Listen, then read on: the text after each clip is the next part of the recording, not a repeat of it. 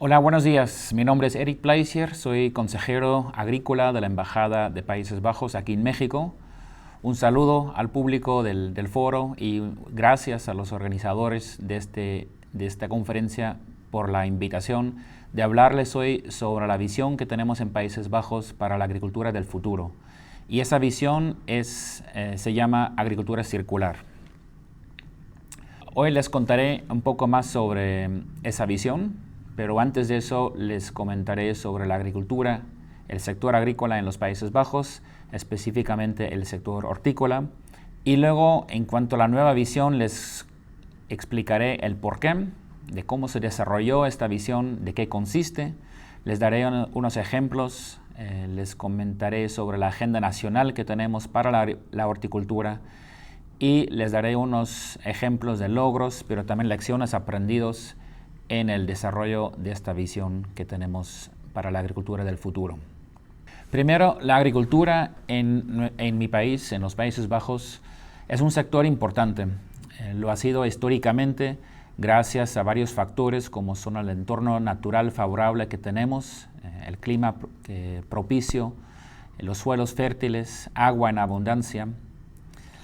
Y a pesar de que históricamente ha sido un sector importante, el gran auge ha ocurrido después de la Segunda Guerra Mundial. En esos años, a partir de los años 50 del siglo pasado, el sector empezó a crecer en intensividad y escala y hoy en día contribuye significativamente a la economía y aún más a nuestro comercio. Somos el segundo agroexportador después de Estados Unidos y por un país tan pequeño en escala, en tamaño, eso es un gran logro. La mayoría de lo que producimos en el sector agrícola efectivamente está destinado al mercado exterior. Y el sector agrícola se caracteriza por uno en el que las cadenas de suministro del productor hasta el consumidor final funcionan de manera muy eficiente y a bajo costo. Y está respaldado el sector por una investigación y educación vocacional de clase mundial. Muchos de ustedes conocerán la Universidad de Wageningen, que año tras año sale entre las mejores universidades agrícolas del mundo. Sin embargo, es también un sector en el que toda esta eficiencia va muchas veces acompañada por márgenes muy pequeños y a veces hasta negativos para el productor. Aquí vemos qué es lo que exportamos en el sector agrícola y como ven, el sector hortícola dentro del sector agrícola toma una importancia bastante grande. En el 2020 nuestras exportaciones agrícolas sumaron 95.600 millones de euros y aquí ven los diferentes tipos de productos que exportamos. El segmento más grande dentro del sector agrícola es el de las plantas y flores ornamentales, pero también vemos en el número 4 vegetales, en el número 6 vemos preparaciones de vegetales y frutas, y en el número 10 vemos las frutas. Entonces, 4 de los 10 subsectores de la exportación agrícola provienen del sector hortícola. Y en verde vemos la proporción que importamos de otros países, mientras que la parte azul es lo que producimos dentro de Holanda. Ahora, ¿a dónde exportamos? Pues aquí vemos en la gráfica de la derecha que la mayoría de nuestras exportaciones agrícolas van a nuestro vecino Alemania, más de una cuarta parte. Luego otro 40% va al resto de la Unión Europea y una tercera parte va al resto del mundo. En cuanto a la importación, ahí cambia un poquito el panorama. Casi la mitad de lo que importamos viene de fuera de la Unión Europea. Y en medio, en la gráfica de en medio, ven que tanto con Alemania, con la Unión Europea, como el resto del mundo tenemos un superávit comercial en el sector agrícola. Dentro del sector agrícola, el de la horticultura es el subsector más importante. El 39% de la producción agrícola proviene de la horticultura. Y aquí en esta diapositiva vemos que los Países Bajos son el número 1 en el mundo en horticultura protegida, en invernaderos y en exportaciones de hortalizas frescas. Y dentro del sector agrícola, el sector de la horticultura es el más importante. Aquí en esta lámina vemos que el 39% de toda la producción agrícola viene de esta horticultura. Es un sector que nos da 200,000 empleados o empleos permanentes y hasta 322,000 en temporada alta. Somos el número 1 en el mundo en horticultura protegida, en invernaderos. Exportamos más de 28,000 millones y a más de 150 países. Y más o menos la mitad del comercio mundial en productos hortícolas está de alguna manera en manos de empresas holandesas, indirecta o directamente. Y gran parte del éxito de este sector en Holanda viene de lo que llamamos la triple hélice, la colaboración entre gobierno, empresa privada y institutos de investigación o enseñanza. Esta colaboración nos ayuda a acelerar el ritmo de la innovación del sector y nos permite alcanzar la eficiencia y la tecnología que tenemos hoy en día.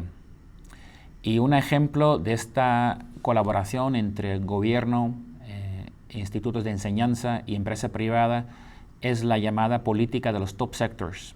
Y los top sectors son 9 sectores de los que hemos dicho son sectores en que tenemos una ventaja competitiva y potencia, y en estos sectores hay una colaboración muy estrecha, investigación para desarrollar nuevos conocimientos y tecnología. Y el sector de la horticultura y el de material propagativo es uno de los 9 top sectors. Ahora, a pesar de todo lo anterior y el éxito de este sector, también empezó a nacer una conciencia de que este modelo que hemos desarrollado a lo largo de los años, al final, a largo plazo, no es sostenible.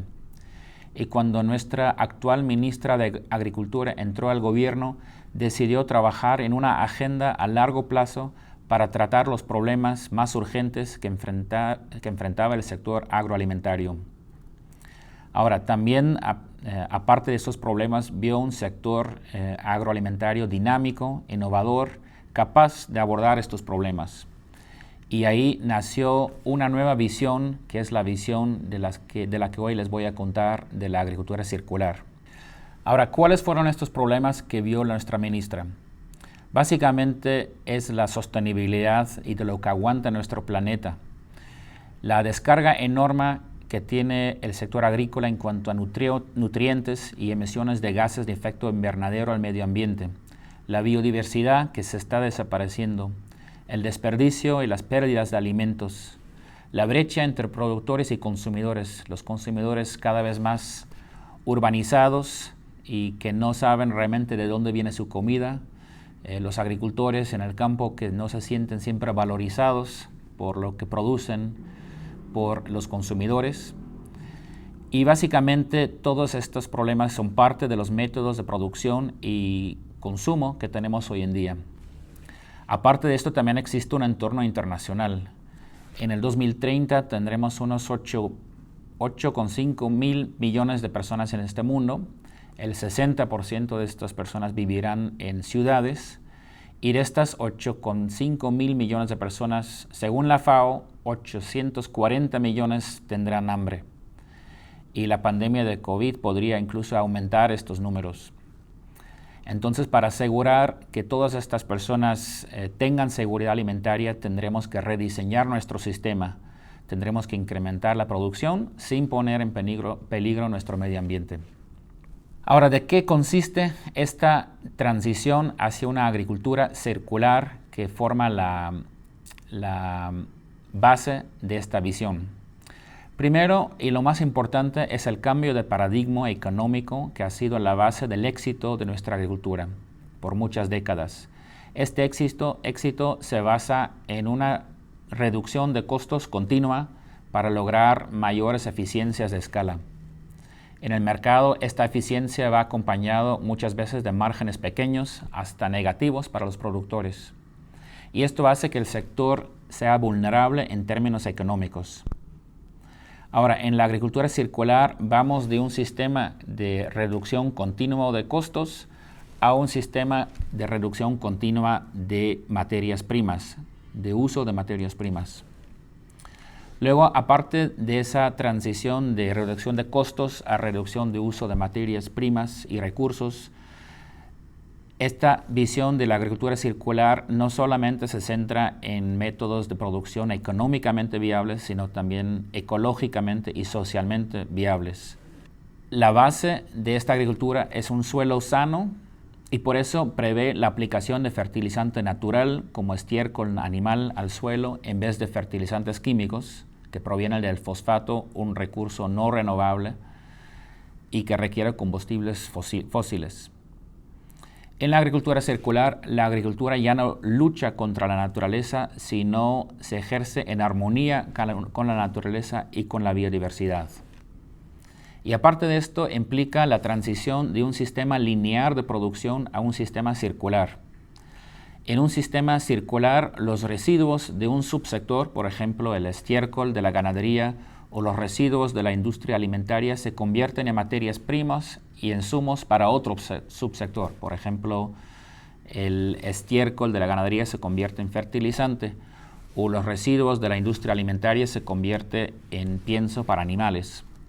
Y así se construyen círculos en el que se minimiza el uso de recursos y los desperdicios. Ahora, entenderán que esto requiere un rediseño total del sistema agroalimentario. Y estos círculos se pueden cerrar dentro de una empresa, y eso básicamente es como hacíamos agricultura en los años 60. Se pueden cerrar a nivel local, dentro de un pueblo, una región, o a veces a nivel nacional o incluso a nivel internacional. La idea es que tratamos de cerrar estos círculos al nivel más bajo que se pueda y si no se puede, pues a un nivel más amplio, nacional o internacional, pero siempre cerrando círculos y evitando desperdicios de recursos valiosos. Ahora, esta agricultura circular no quiere decir que ya no vamos a exportar. Algunos productores en esta visión se enfocarán en producir alimentos para el mercado local, otros para el mercado internacional. Algunos a pequeña escala, otros a gran escala. Ahora, ¿qué esperamos de esta visión y de esta agricultura circular? Al final esperamos tres resultados principales. Primero, productores mejor posicionados para generar ingresos. Sin productores que generen ingresos y que tengan negocios económicamente viables, no va a haber una transición. Segundo, un impacto mucho menos dañino al suelo, al aire y al agua. Y tres, una restauración de la biodiversidad y de los ecosistemas. Ahora, esta visión de la que les habla no fue impuesta ni por la ministra ni por el gobierno, sino fue el resultado de una serie de consultas, debates políticos, ajustes políticos, análisis, y en este proceso participaron muchos tipos de organizaciones y entidades políticas, pero también agricultores, investigadores, y aquí hay un papel bastante grande de la Universidad de Wageningen, estudiantes, la misma industria, empresas, ONGs, la cadena de suministro, los supermercados, bancos. Entonces ha sido un proceso bastante interactivo que ha llegado a esta visión. Y el rol del Estado en esta transición es importante. Primero, requiere legislación y regulación. Requiere incluso cambiar ciertas leyes. En este momento, por ejemplo, no es posible siempre por las leyes que tenemos de reutilizar desechos, por temas de higiene, por temas sanitarios. Entonces se requiere cambiar leyes y regulaciones. Impuestos. El gobierno o el Estado puede recaudar impuestos y así tratar de fomentar ciertas prácticas circulares y desfomentar prácticas no circulares. Con el mismo afán, el Estado puede subvencionar a productores que apliquen estos criterios o estos principios de sostenibilidad y circularidad. Otro papel del Estado en esta transición es financiar investigación, porque para esta transición se requieren muchos nuevos conocimientos y esos conocimientos necesitan investigación, comunicación, comunicar buenos ejemplos, buenas prácticas, tratar también de comunicar o de poner en contacto a diferentes actores para que unos aprendan de otros. Requiere eliminar ciertas barreras regulatorias que tenemos y en su generalidad requiere crear condiciones de mercado favorables para productos circulares. Y más adelante les daré unos ejemplos de cómo hace el gobierno o cómo trata el gobierno de estimular ese mercado para productos circulares. Ahora, si nos enfocamos en la horticultura en particular, vemos que este proceso interactivo con varios tipos de actores que se utilizó para desarrollar la visión que tenemos sobre la agricultura se aplicó también en este sector de la horticultura. Y lo vemos claramente en la Agenda Nacional para la Horticultura 2019-2030. Esta es una agenda que se desarrolló entre gobierno, tanto a nivel nacional como subnacional, empresa privada y institutos de conocimiento. Y en esta agenda han identificado 7 temas prioritarios en los que tenemos que enfocarnos para lograr esta visión de la agricultura circular en el sector hortícola. Básicamente, estos 7 temas son energía. Ahí tenemos la meta de que la horticultura debe ser climáticamente neutra en el 2040. Tenemos la modernización del área de producción hortícola. Tenemos como otra prioridad la consolidación del sistema logística para productos frescos, plantas y personas sanas, innovación, el mercado laboral y de formación y la internacionalización. Y toda esta agenda se aplica a nivel local en diferentes clusters que llamamos Greenports. Y en su conjunto, esta agenda tiene la ambición de llegar a una agricultura circular, sostenible, de referencia mundial, que contribuye con conocimiento, sistema y productos de calidad a la seguridad alimentaria mundial y a ciudades verdes en el 2030. Como vieron, la primera prioridad en esta agenda es llegar a una horticultura climáticamente neutra. Ahora, ¿qué significa eso? Significa una horticultura en invernaderos que ahorra energía, que cambia el gas natural que se usa tradicionalmente por energías renovables para la calefacción y la iluminación de los invernaderos, que no emite CO2, que reutiliza el CO2 que genera y que no emite tampoco agroquímicos. Los invernaderos tradicionalmente utilizan gas natural y otros tipos de energías no renovables y en este proceso se emite obviamente CO2. Al mismo tiempo, las plantas necesitan este CO2. Sin embargo, la demanda y oferta de CO2 no siempre está alineada. En el invierno se requiere más calor y se emite más CO2, pero la planta necesita menos CO2 y al revés en el verano. Así que en este tipo de horticultura climáticamente neutra se trata de alinear esta demanda con la oferta almacenando el CO2. También es una horticultura que reutiliza el agua, que aplica control biológico de plagas y para toda esta horticultura se necesita mucho nuevo conocimiento.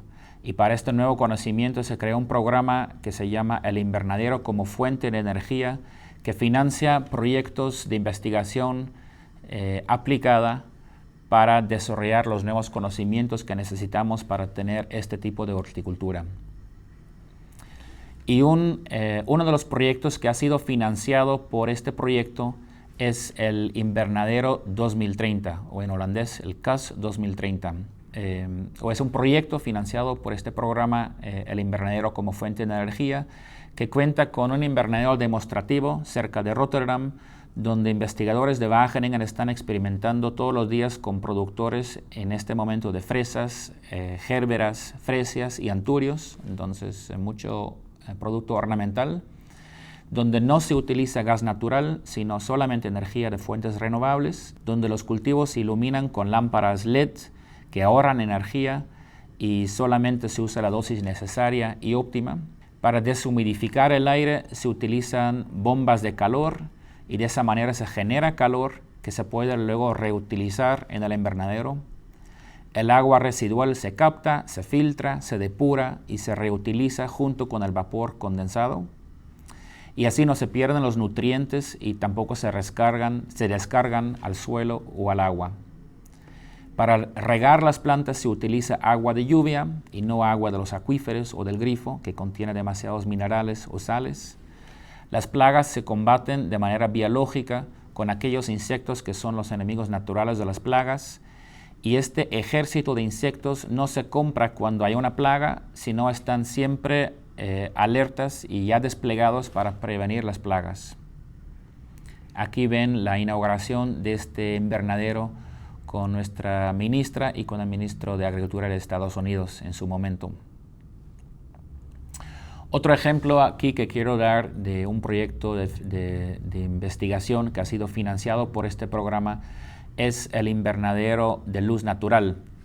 Es un invernadero con un techo de doble vidrio que recoge la luz solar y con esa luz solar calienta los llamados colectores de calor.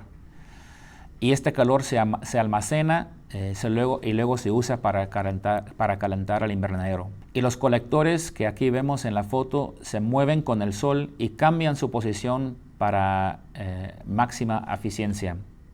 Y entre los resultados de este proyecto están un mejor crecimiento de la planta, un mayor rendimiento para el productor, especialmente para plantas de sombra. De hecho, este sistema provee el 75% de la demanda de calefacción en el caso de cultivos intensivos en energía y ya más de 100% para cultivos que requieran menos calor. Y ya está en uso comercial en un proyecto, en un invernadero de 5 hectáreas. Y por último quiero dar el ejemplo de este sistema en el Westland, que es el área hortícola más importante de Holanda, de los Países Bajos, que es una rotonda de calor, que es una cooperación entre varias cooperativas hortícolas, el municipio de Westland, el puerto de Rotterdam y la empresa proveedora de calefacción del municipio. Y en este proyecto se conectan estas diferentes fuentes de calor, como por ejemplo geotermia de las empresas hortícolas, el calor residual del puerto de Rotterdam y los municipios cercanos, y otras fuentes de calor en una sola red de distribución que también puede almacenar el calor para usarlo, por ejemplo, en el invierno, cuando es que más se necesita. Además, el CO2 de Rotterdam se utiliza para el crecimiento de los cultivos, así que el horticultor ya no necesita utilizar gas natural. Este proyecto, como les mencioné, está en el Westland, pero ya han empezado a planear proyectos similares en otras partes del país donde la horticultura es importante. Y un último ejemplo de cómo podemos utilizar energías renovables, en este caso energía solar, para el funcionamiento del invernadero les quiero demostrar a través del siguiente video. The Netherlands, famous for its cheese, its flowers, and its greenhouses. The greenhouse was invented in the Netherlands in the 19th century when they started putting grapes under glass to improve production. And now the country is exporting its know-how abroad. China and the Middle East are the largest markets. But there is one problem. When you build a greenhouse nowadays, there will be limitations on where you can build because it all depends on availability of energy. A global leader in greenhouse building, Dutch company Van der Hoeven is embracing sustainable sources of energy, such as geothermal. But it's solar power that has the greatest potential, so they're partnering with energy startup company Solho. This is the only solar energy-based system that can power a greenhouse farm 24/7. And what it does is it uses solar energy as an input to generate all the energy flows required to operate a greenhouse farm: heating, cooling, and electricity. So what you can see in this picture is a solar field of flat plate collectors. So we heat up water, we store it in our thermal storage, which we call the test mode.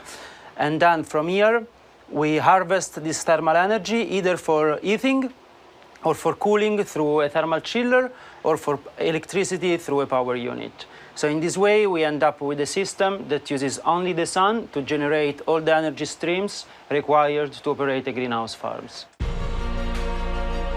With a growing demand in sustainably sourced produce, greenhouse designers and operators have been investing in research into renewable energies.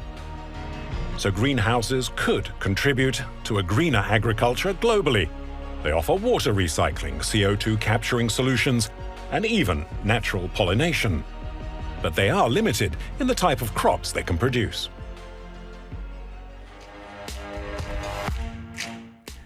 Volviendo a la Agenda Nacional para la Horticultura que les mencioné antes, hay otras prioridades que se identificaron en esta agenda. Una es la modernización del área de producción, y ahí la meta es que por año se van a renovar 300 hectáreas de invernaderos hasta el 2030 para facilitar una producción más sostenible, más circular, con más biodiversidad y disponibilidad de energía y calor y agua limpia. Luego, en el área logística, se planean muchas mejoras en la logística para productos frescos. Por ejemplo, otro tipo de transporte que se llama el transporte sincromodal, donde el proveedor logístico dispone de diferentes modalidades de transporte y puede decidir sobre el tipo de transporte en cualquier momento según su disponibilidad y grado de eficiencia. Otra prioridad en la agenda es plantas sanas y personas sanas. Ahí tenemos ciertas metas. Por ejemplo, en el tema de plantas sanas, la meta es que en el 2030 la descarga de minerales y agroquímicos a las aguas superficiales es prácticamente cero. Y en cuanto a personas sanas, la idea es fomentar dietas más saludables, que en el 2030 los consumidores comen suficientes frutas y vegetales según las recomendaciones oficiales. Otro tema muy importante en esta agenda es la innovación. Queremos mantener nuestra posición internacional desarrollando nuevos conocimientos, tecnologías, material de propagación de alta calidad, nuevos productos, nuevos conceptos de cultivación y un ejemplo que les voy a contar más adelante aquí es la iniciativa SIGN. Pero también hay muchos proyectos de investigación colaborativa entre gobierno, empresa privada y universidades que tratan de desarrollar nuevos conceptos y nuevas innovaciones. Otra prioridad en esta agenda nacional es el mercado laboral. Necesitamos recursos humanos que se forman para poder posibilitar esta transición, y para eso se necesita que la imagen del sector hortícola sea una imagen atractivo para estudiantes, y por eso se han desarrollado campañas para mejorar la imagen, no solamente para atraer estudiantes agrónomos, sino también estudiantes de ciencias TIC. Otra prioridad es la internacionalización. Ya somos un país exportador, agroexportador, como les mencioné antes, pero queremos transitar de un país que produce o que exporta en su mayoría productos a un país que exporta conocimiento y sistemas. Ahora, un ejemplo que les mencioné es la iniciativa SIGN, que es una iniciativa antes privada, ahora también colabora el gobierno, que trata de fomentar nuevas innovaciones intersectoriales. Entonces ahí buscan el vínculo con otros sectores que no sean el sector agrícola. También trata de agendar barreras para la innovación y trata de eliminar esas barreras. Y en esta iniciativa se han fijado varias metas que aquí vemos en la lámina. Por ejemplo, se quiere investigar 250 nuevos conceptos estratégicos o combinaciones de nuevos productos y mercado, productos circulares. De esas 250, la idea es que se lanzan esas 50 nuevas combinaciones en el año 2025. Se facilitan nuevos startups, también 50 nuevos startups en el 2025. Otra meta es que si el 50% de los productores utilizan fertilizantes circulares, que el 80% de los nuevos invernaderos sean circulares y desmontables. Y aquí vemos unos ejemplos, unas metas más. Y algunos ejemplos para hacerlo un poquito más concreto de estos nuevos productos que se están desarrollando es, por ejemplo, esta casa que vemos aquí, que es una combinación, una integración del sector agrícola con el sector de construcción. Esta casa que vemos aquí Está construida por materiales que provienen de los invernaderos, específicamente de los tallos de pimientos hidratados, y que es el resultado de un concurso que organizó nuestro Ministerio de Agricultura junto con la iniciativa SIGN para construir la entrada de la Feria Floriade, que vamos a tener el próximo año en Holanda. La idea era que el ganador fuera el sistema que contuviera la mayor cantidad posible de residuos. Y el ganador fue un emprendedor principiante de 67 años con su empresa BB Block. Y ya se ha construido la primera casa con este sistema, en el que el 75% de los materiales de construcción de la casa consisten de tallos de pimiento de morrón hidratados. Y el gobierno trabaja activamente para crear un mercado para este tipo de soluciones a través del Bayer Group, Bio-Based Construction Materials, en el que organiza este tipo de concursos, pero también da buenos ejemplos y compra este tipo de soluciones para el propio gobierno. Y de esto vemos un ejemplo en esta siguiente lámina, que es un ejemplo de mi propio Ministerio de Agricultura en La Haya, que es una nueva sala de reuniones hechas por un startup que se llama Fungalogic, que tiene paredes hechas de una mezcla de restos vegetales de la horticultura y madera compuestos con micelio, que es un tipo de hongo que proviene de la horticultura. Las lámparas que vemos aquí y el puff son hechos de restos vegetales pegados con micelio, y después de su uso como lámpara, la lámpara puede servir como fertilizante para suelos. Y la pared que vemos aquí está llena de plantas que purifican y humidifican el aire, que no solo ayuda a valorizar los residuos de la horticultura, sino también crean ambientes laborales agradables que ayuden a bajar niveles de estrés. Entonces, con este tipo de proyectos, el gobierno trata de dar el ejemplo, comprando productos circulares. Como cliente, estimula y fomenta los startups y demuestra también este tipo de innovaciones. Del mismo micelio, de este mismo hongo, hay un nuevo proyecto ahora junto con la empresa Airbus, que está construyendo asientos para aviones basados en el micelio y restos vegetales de pimientos. Entonces, estos asientos además son súper ligeros, con lo cual se ahorra combustible. Entonces, son algunos ejemplos de cómo el sector hortícola se puede vincular con otros sectores de la construcción, del transporte, aviones, para reutilizar o dar un nuevo uso a los residuos que anteriormente se descargaban y que provocaban una carga para el medio ambiente. Ahora, como la internacionalización es una de las prioridades que vimos en la agenda nacional, este tipo de proyectos de investigación no solamente se limitan a los Países Bajos, también tenemos proyectos en otros países. Y quiero dar aquí un ejemplo de México, que es el proyecto Algae Linkages. En este proyecto colaboran varias empresas y investigadores de la Universidad de Wageningen, pero también de universidades mexicanas, en un proyecto que trata de reutilizar el agua residual de un invernadero de la empresa Finca en Querétaro como fuente de nutrientes para la producción de microalgas.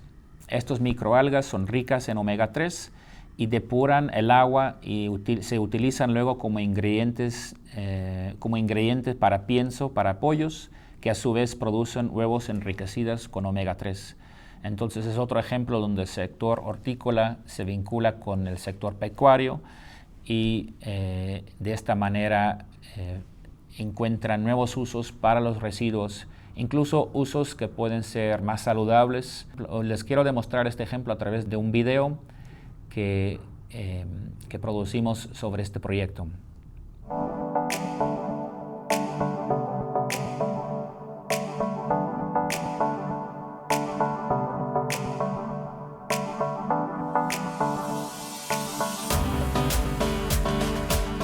Climate change and resource scarcity require us to rethink our production methods. That's why, as the government of the Netherlands, we have a vision to support and promote a transition to circular agriculture. For this transition, we need to innovate through knowledge and research. And that's why we've developed a knowledge and innovation agenda together with the private sector and academia. The Algae Linkages project in Mexico is a perfect example of a research project where such knowledge is created. We aimed to remove nutrients from greenhouse drain water and at the same time produce valuable biomass. This leads to cleaner drain water and algal biomass. El beneficio que buscábamos era el poder disminuir el contenido de sales en nuestra agua de reciclaje. Después de estos 4 años, lo que hemos tenido como resultado fue que los niveles de sales que tenemos en el agua de reciclaje después de la producción de microalgas son más bajos de lo que permite la norma. Hemos obtenido muy buenos resultados académicos. Hemos obtenido tesis de doctorado, tesis de maestría, publicaciones internacionales, y nuestra función dentro del proyecto era aportar tanto el capital humano que se dedicaba a resolver los pequeños problemas que fueran surgiendo de la misma investigación. En este caso, pues hubo una relación muy directa con United Farms y con Finca, porque aquí es donde instalamos la planta piloto de la universidad. Pero pues, al final logramos la producción de lo que queríamos, que era biomasa de una microalga que pudiera crecer en el agua de la empresa, ¿no? Al principio iniciamos con microalgas que se tenían en la universidad que no crecieron, entonces fue encontrar primero esa microalga, ya que creció en el agua del invernadero, pues ahora fue producirle suficiente cantidad para mandar la biomasa a Holanda y que se pudiera dar en la dieta de los pollos, en este caso de las gallinas ponedoras. During our trial, we fed different levels of the microalgae to small groups of laying hens. The microalgae were untreated, unprocessed, and they were mixed into the diets. Our study showed that the microalgae did not negatively nor positively influence the digestibility of the diet, making it comparable to normal diets. Furthermore, we saw an increase in the rate of lay, resulting in more eggs. We saw an increase in the feed intake of the birds, giving them more nutrients and energy. And we saw an increase in the omega-3 fatty acids in the eggs. And interestingly, we saw how the more microalgae, the more omega-3 fatty acid contents we saw in the eggs.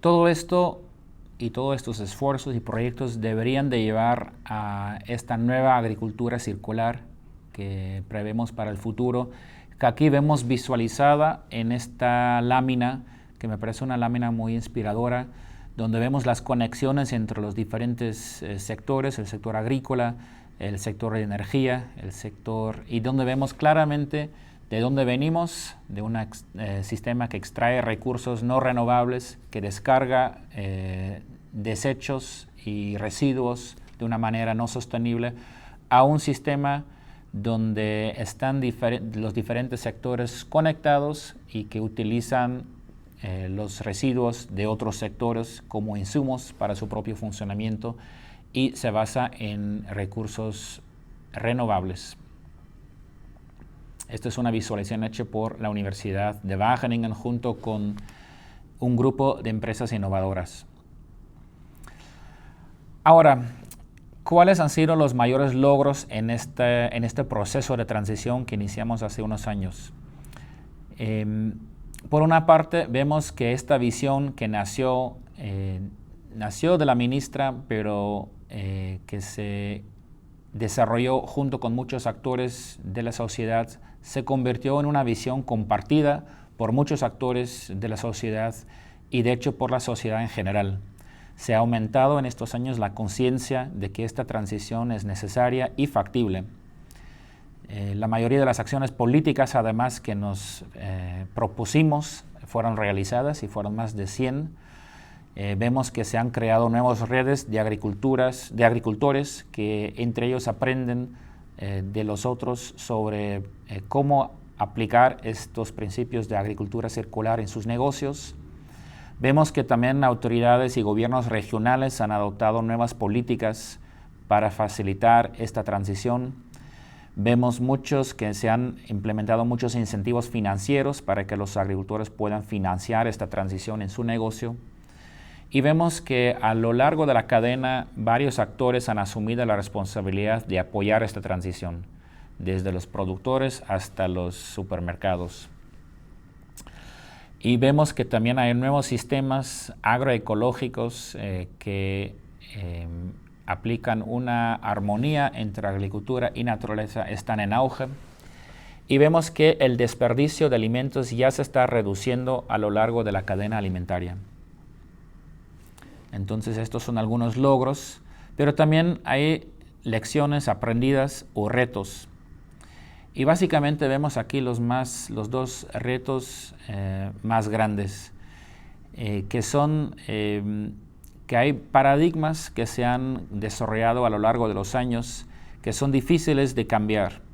Uno es el paradigma económico, y es el paradigma en el que hemos basado nuestro éxito como sector agrícola en los Países Bajos, y que ha sido un paradigma económico de bajos costos y de alta producción, de mucha eficiencia, de una intensificación del sector, que es, como les mencioné, la base de nuestro éxito, pero que tendrá que cambiar en esta transición. Y también hay un paradigma cultural, más que todo de parte de los consumidores, que dan por hecho la disponibilidad de una gran cantidad de alimentos de alta calidad y por bajos precios. Estos precios sobre todo tendrán que aumentar si se quiere transitar a esta agricultura más circular. Y también para el productor tendrán que subir estos precios, porque sin una rentabilidad para el productor no es posible esta transición o esta transformación a una agricultura circular.